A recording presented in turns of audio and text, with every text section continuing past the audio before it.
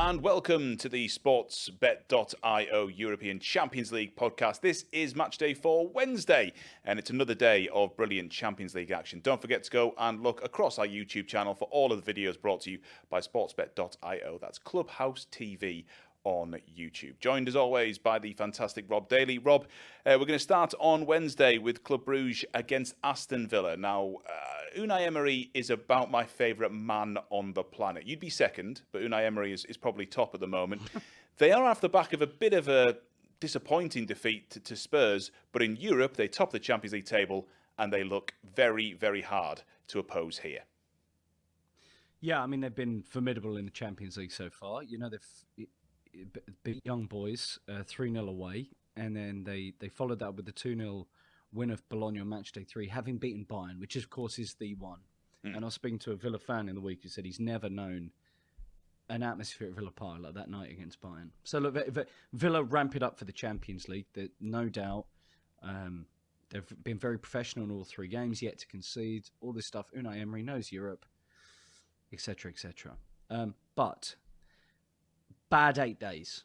Yeah. A really bad 8 days for Unai Emery. I'd argue amongst the roughest of his tenure. You know, he's just hit his 2-year anniversary as manager, and it's undeniable, turning them from a team relegation threatened under Steven Gerrard, you know, at 14th, 15th in the table, into top of the Champions League table is a remarkable turnaround. But they threw away the lead against Bournemouth. They completely backed off in the final 20 minutes of that game. We know how good Bournemouth are. They beat City at the weekend, got the equaliser, rotated in the League Cup. I think he kind of threw that game a little bit, as much as you can as a manager. Yeah. If they got through, great, but he made 10 changes, didn't put any of his big hitters on the bench, and they went out to Palace at home. And then yesterday, a game I was at, Spurs Villa, a solid first half, took the lead set piece. We know they're excellent at them, but there was nothing about them in the second half. No. It was a very surprising performance. They looked to stop-start the game, and I understand that because Spurs struggle. And Postecoglou's talked about this when Spurs lose their rhythm when the game stop-start. Yeah. So Villa were intent on doing that. I understand the tactic. But then they did not have anything about them going forward. It was really surprising, and ultimately they paid the price, conceding 4 times in the end, which is pretty rare for an Unai Emery team. Look, it's only their second league loss of the season. They've lost to Arsenal and Spurs. They're going great in Europe. Squad's in good nick. Ross Barkley was the only player unavailable at the weekend. But they did pick up a couple of injuries in North London on Sunday. Morgan Rogers went off. He tried to go back on, insisting he was fine, and Emery said no. Yeah. You've got to come off. You're too important. And Matty Cash at right back. The good thing for Villa is their squad depth is excellent. You know, it's really top at the moment. So I think I agree with you. Coming back to your original point, which feels like it was about 4 minutes ago, Villa have... I can actually tell you exactly if you want to know. Well, Villa have more than enough, surely, to go to Club Brugge and win the game. Yeah, it does. I mean, Club Brugge, a solid enough side, but Aston Villa are, on their day, absolutely exceptional, and Unai Emery in Europe can never be discounted. But, as Rob said, a bit of a rough week or so for them. We'll move on to Bayern Munich against Benfica. I mean, I'd love to be really professional about this, Rob, but Bayern Munich are lunatics. Huh? The way that Vincent Kompany has got this team going at the moment is amazing. It is just attack. Just don't worry about the stuff behind. Just attack. They obviously got picked off very badly by Barcelona. They've had a strange old week or so. But at the same time, the amount of goals they score, the approach they score. When I say they're lunatics in, for me as a football fan, a great way. In the way that Vincent Kompany is sending his team out to just attack and go for it. But when they play the better teams, of which, let's be fair, Benfica probably are one, those teams at the moment are at least finding ways to score and score quite heavily against Bayern Munich as well. Yeah, look, you're right to point out the goals they're scoring. I mean, he really has, you know, taken any kind of reins off the likes of Jamal Musiala. Recently scored a hat-trick against Mainz. Harry Kane, who's the top scorer in the league, of course, in Germany and the Champions League at the moment. Michael Elise has been scoring since he arrived. Kingsley Coman got one the other day. So look, they're flying. 5-0 win Bochum, 4-0 win Mainz, 3-0 win Union. Probably the tonic, the kind of fixture list they needed after what was a demolition at Barcelona and a masterclass from their former manager Hansi Flick in taking them apart. And look, he exploited this, Pete. You know, the very point you're making about how front foot and attacking Bayern are means that there's obviously opportunity at the other end. Yeah. And what Barcelona did so effectively was when they did get in behind, they were looking for that early outball to Rafinha against Bayern's insanely high line. The defenders are extremely physically aggressive as well as positionally. They got in and scored and took their chances. So do I think, Benfica are going there thinking, oh, we're probably in for a bit of a pumping here? Absolutely, absolutely not. I think there will be opportunities for them. And for Vincent Kompany, it's about trying to find the balance of being able to play like this in the Champions League versus the Bundesliga and seeing if they can get through the rounds. Let's also make the point that Bayern always win their group. They always win their group in the Champions League. Season, they're top. But at the moment, 2 defeats from 3 makes for awful reading by their standards. Yeah, it really does. I mean, it is that thing as well, though, isn't it? Where if anything in your life is ever going terribly or you've had a bad day at work or whatever, if somehow you can get Bochum to come to your house, everything will improve quite quickly. Bochum do not travel well. If you're ever having a bad time as a football club, the one thing you want is your next game to be at home against Bochum. That's the one thing you always want. Because as much as they've done brilliantly to get into the Bundesliga, they do not travel well. So we'll see what Bayern can do against Benfica. Inter Milan take on Arsenal, who we've spoken, Rob, are a side who have got some behind-the-scenes issues going on now and who, of course, were defeated at the weekend. Yeah, fascinating situation at Arsenal right now. It's worth highlighting, Champions League, 7 points from 9. Yeah, so going good. And a respectable draw away at Atalanta, inspired by David Raya. Comfortable home professional Champions League win against PSG, unconvincing against Shakhtar. An own goal won the game. Shakhtar came on in the final 20 minutes and could have got an equaliser. And there was something about that performance that was a bit concerning, really, that they were so flat that night. Look, admittedly, at that point, it was no Saka and no Odegaard. Yeah. And they really missed Saka. He came back in for Liverpool. Sensational goal in that 2-2 draw. But you wonder if they're at the level. You wonder to what extent Arteta's tinkering with the tactics to be more pragmatic with the lead, perhaps, or be more pragmatic in general. They do feel more pragmatic in the Champions League. It does feel a little bit like they haven't cut loose. Now, in terms of their points, that's fine. But it does feel to me like they haven't actually opened up and played freely in the tournament yet. No, and I think this is a symptom of a couple of things. It's Arteta thinking, well, how do we make that next step? We've come so close to City, in terms of winning the Premier League title. Do we need those more pragmatic moments to see out wins? But ultimately, I wonder if they've gone too much the other way, in a way. And the PSG win felt like we're 2-0 up, they're not threatening us. Yeah. Let's control the game and try and conserve energy. That's fine. Shakhtar did not feel like that. Shakhtar felt like we haven't been able to rip control away from Shakhtar. So, yes, they beat Preston in the Carabao Cup in the week, but were beaten by Newcastle in that ferocious atmosphere. Didn't really fashion a great number of chances. Found it difficult to deal with Newcastle's style of play, like lots of teams do.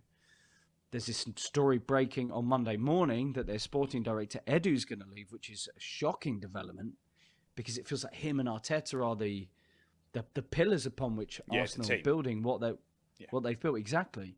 So, crucially, players are returning from injury. We wait to see how long Odegaard's going to be out. Calafiori's out at the moment. Tomiyasu, Kieran Tierney's close to returning, and given their injuries, he might get some involvement. But they don't feel in as good a place as they did after that 2-2 draw at City, where I thought even conceding that, I was like, that's an impressive start to the season. Yeah, and Inter looking solid enough at the moment in Serie A too. Yeah, absolutely. I mean, look, second in the table, they're only a point behind Royal manager Antonio Conte and Napoli after a weekend win at Venezia. They've had a couple of funny results recently because they were 4-2 up against Juventus in that big derby, conceded twice, drew 4-4. And then Simone Inzaghi took the gamble of rotating at young boys on Matchday 3, but had a bit of a reminder of the calibre of teams that are in the Champions League. Even young boys are going to cause you problems, and he had to turn to the big guns. Of course, this is a position he had put himself in. He knows he can turn to those players. But brought on Marcus Thuram, their top scorer, scored in the 90th minute. They get the job done. They drew at City. They thumped Red Star 4-0 in their second game. So they're in a great spot. This is a difficult game for Arsenal. And off the back of the Liverpool draw, the injuries, the Edu story, the loss to Newcastle at the weekend, not inconceivable that they go there and lose again. They need a big performance at San Siro, and something that we pointed to on the show previously, Pete. They have not done it away in Europe yet. No. It hasn't. Certainly at Champions League level, their away performances, their away results are just not as good. They need that big statement away win in the Champions League. So it certainly would be that if they were to get a result at the Giuseppe Meazza on Wednesday. We'll end with PSG against Atletico Madrid. Now, for those of you who take a look at all the YouTube videos we put onto this Clubhouse TV channel, we do, of course, do a weekly interview with a Serie A expert, a Bundesliga expert, and a La Liga expert. And last week, after a bit of a strange weekend, I asked Juan, who works for Marca, our good friend, I said, Juan, there's been a lot of talk in the UK and on sort of general media circles here that for the first time in a long time, Diego Simeone might be under a bit of pressure at Atletico Madrid. And Juan, who's, by the way, one of the loveliest people you'll ever meet in your life, took what felt like about a minute and a half pause and then just said, no. And that was basically it. They are third in La Liga. It's been a little flatter. Conor Gallagher's perhaps not playing brilliantly at the moment. But I think they've got a good chance away at PSG here. Yeah, I mean, I think there'll be both teams that will be underwhelmed with their own performances in the Champions League so far. PSG drew at home to PSV. Typically that would have been a win. Last season you're thinking PSG win that game. Needed a kind of mad own goal from Girona goalkeeper Paolo Gazzaniga Matchday 1 to win that match. And then they lost to Arsenal. No shame in that necessarily, but they were not competitive in North London. So they do not feel, as Mikel Arteta said at the time, the best kind of team you can face in Europe at the moment. They do not. And yes, they're top of Liga. They've had an impressive win against Marseille away from home since their last Champions League game. But they're not clinical. This feels like a bit of a difference. And it was something that Luis Enrique was talking about the weekend after they beat Lens. He said, we're just not taking enough of our chances. We're playing well enough, but we're lacking composure in front of goals. So that's something they need to improve upon. Of course, if you lose a player like Kylian Mbappe, Pete, that's going to be a problem. And look, this feels like a big game actually for PSG because they still have Bayern and Manchester City to play in their remaining games. So that's kind of my view on PSG at the moment. That they're just not at the level of last season. It's strange though, isn't it? Because obviously losing a player of Mbappe's talent is always going to hurt you. But this season, how much quieter have PSG felt? I don't want to say under the radar, but as a club, it's felt a lot. There's been a lot less of a circus this season, and it's just felt a lot quieter. They're bobbing along, no problem at all in French Ligue 1. So in terms of losing the quality of Mbappe, absolutely, that's almost irreplaceable. But in terms of as a whole club, it does feel a bit more like a team maybe this season, despite the fact that they're not 100% there yet. I think you put it down to three kind of factors in a way. I think we can put it on the circus leaving town. Yeah. Right. So that's now pitched up on a big green in Madrid. Luis Enrique is he's an eccentric character. There's no doubt about that. Yeah. He's an interesting character, but I think he has, with the way he handled Mbappe last season, likely knowing he was leaving him out of league matches, depending on other players, bringing him back in for Champions League. I think he handled that well and showed faith in the players that he knew were going to have to replace Mbappe. And while Mbappe's a France international, so you'd put him in this group, there's a really young group of the France players who make up that attack. So I feel there is a good collective spirit about some of those PSG players. There might be a French football expert screaming at me saying, no, Bradley Barcola is a nightmare or something like that I'm not aware of. But it does seem calmer. And on Atletico, awful results. I mean, they've had two awful results in the Champions League. Went and lost to Benfica 4-0. You don't do that if you're Atletico. You don't concede four goals in the Champions League. You don't concede four ever. Then they were leading against Lille at home, a team who admittedly just beaten Real Madrid, and lose the game. So they're on 3 points, having only just squeaked to win against Leipzig on match day 1. You're right to say they're off the pace of Real Madrid and Barcelona at the top in Spain. But it's worth noting, I'd argue their toughest games are out of the way. They do have to play Leverkusen, but then they've got Sparta Prague, Slovan Bratislava, Salzburg. Winnable games there, obviously. And it's worth noting that Diego Simeone's son is now scoring for him. There was accusations of nepotism around having Argentina youth forward Giuliano Simeone in the side. but he went and scored at the weekend in a win against Las Palmas, kind of justifying his inclusion in the team at the minute. So, yeah, you wonder how much responsibility falls upon his son's shoulders to try and get this Champions League campaign back on track. Well, we're going to find out. It should be another fascinating Wednesday of Champions League action. Whatever you're doing, don't forget to always make sure you're gambling responsibly and keep an eye on all of the action with sportsbet.io.